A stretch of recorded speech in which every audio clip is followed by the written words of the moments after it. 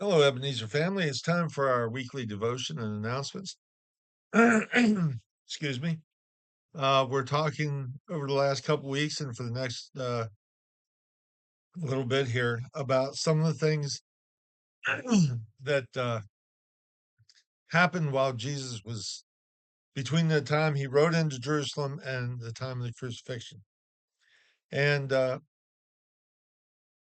he did a lot of teaching, a lot of healing, a lot of being present with his disciples. And there's a thing here in Matthew 22.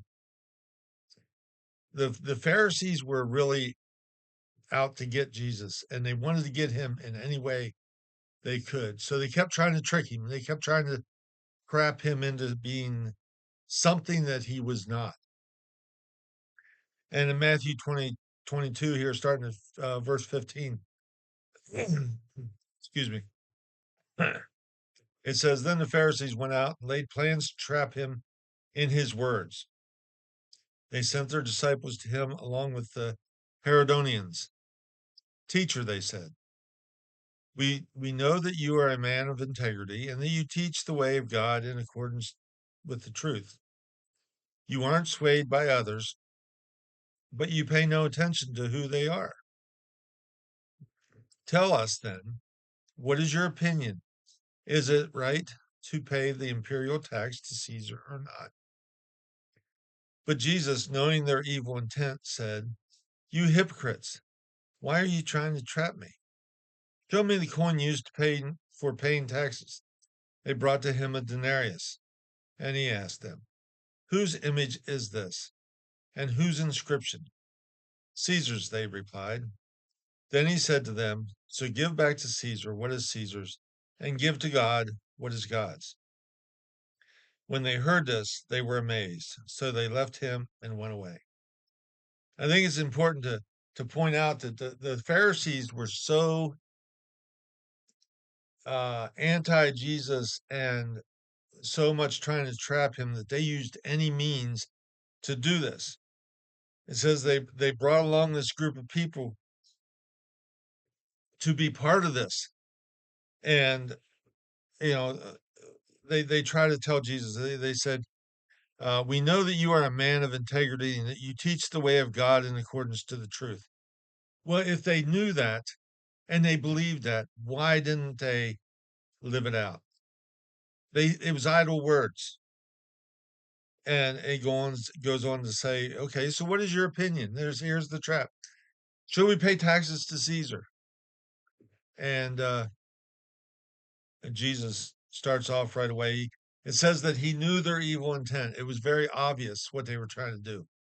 And he goes, You hypocrites, why are you trying to? He confronts them right away.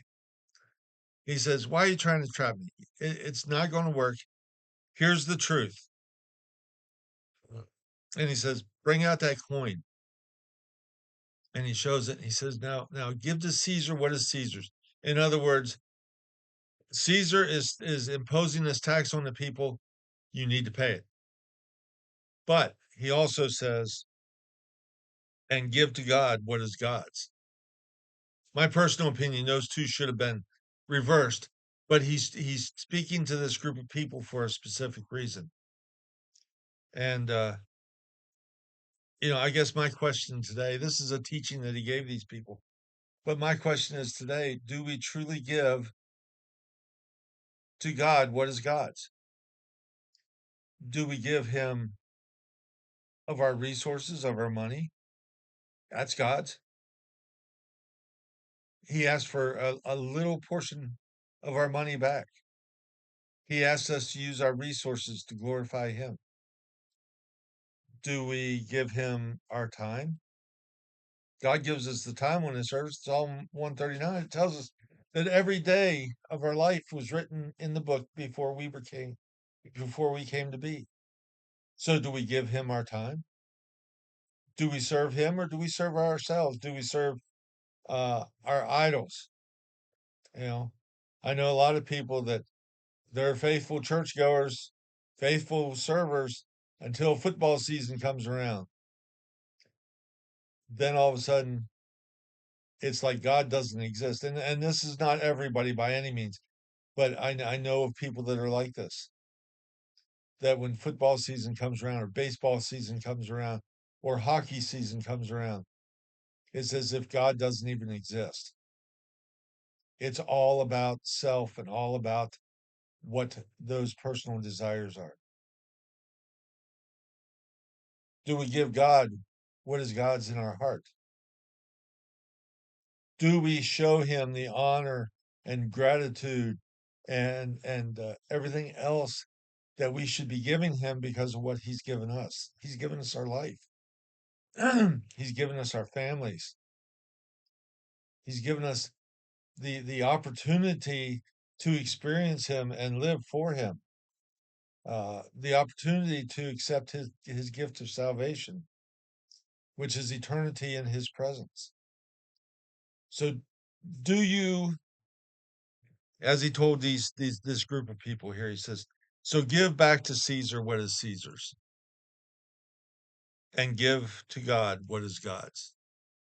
I guess my question is, uh, do we really do that? All right, moving on to announcements. Just a couple things here this morning. We're collecting clothes for Laurel Mission. And some of you have asked me about other things other than clothes. By all means, let me know, and I can give you an answer, and we'll take care of it if we can. But we're going to collect them till the end of the month, and I believe Sunday is the 31st is a Sunday, I believe. So we will be collecting until that day. We'll get the trailer loaded up, and we're expecting a few things from outside our church as well to go down there, and we'll get ready to go. And on the 13th and 14th, we'll take that trailer down to Laurel Mission, unload it, and return. So we do ask for prayers for safety while we're traveling. Next thing, yesterday was Sunday, and it was a fantastic day. Um, we had an incredible service, but we also had a baptism. Two young people were baptized, showing their faith in Jesus Christ, and it was just an incredible morning. Um, we are in the search for a VBX coordinator and a nursery coordinator. So if you are interested in either one of those, maybe you have questions about it, please talk to us. Uh, Ask us about it. We can fill you in on the details, but we do need some help here in those areas. Our extravaganza is this Saturday, March 28th, and we still need some volunteers and I believe some more candy and some things like chips for the lunch. If you have any questions about that, please call the office, and we'll set you in the direction of what we need. And come out and enjoy it with us. Come out and give us a couple hours of your time to help. It's a Jerome King playground, and we're hoping for an overwhelming response from the community to show up and hopefully just spend some time with them. Let's see here. What else? We have our Easter schedule out. It's in the information center. We have a Monday, Thursday service and a Good Friday service planned. And on Saturday, we're doing a church bonfire, weather permitting. And on Sunday, we have a 7 o'clock sunrise service. We have breakfast and we have our regular service. The sunrise service will be outside. So if you come to that, and here again, weather permitting, will be outside. Please bring a chair.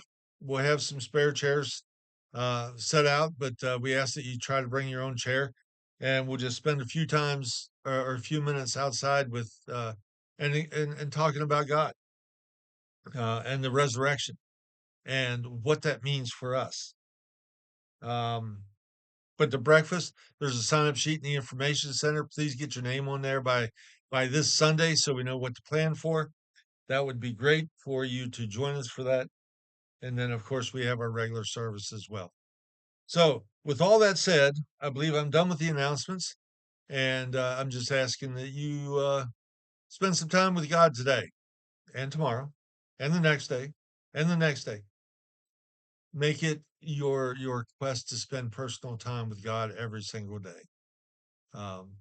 Sometimes we need to be praying like Daniel and pleading to him about things. And sometimes we have to be like David wrote in the Psalms, to be still and know that he is God. So that's all said. Y'all have a great day.